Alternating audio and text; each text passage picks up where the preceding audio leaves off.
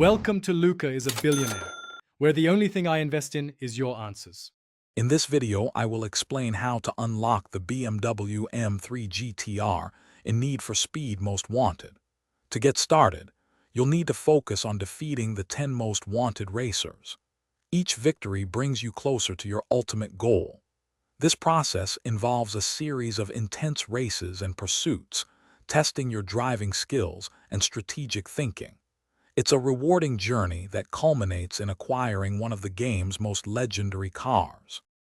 Your main objective is to systematically defeat the 10 most wanted drivers. To challenge each rival, you must first accumulate a certain amount of speed points by winning various events. These events include circuit races, sprints, and speed runs. Once you have enough points, you can face the most wanted opponent in a head-to-head battle. Winning these battles is crucial for advancing. After conquering 9 most wanted rivals, you will face the 10th and final opponent.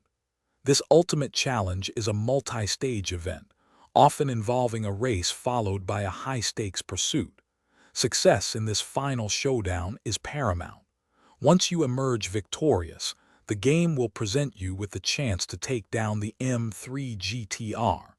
This is the moment you've been working towards throughout your entire journey.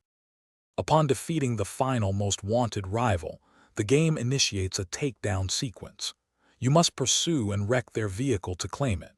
This final act secures the BMW M3 GTR for your garage.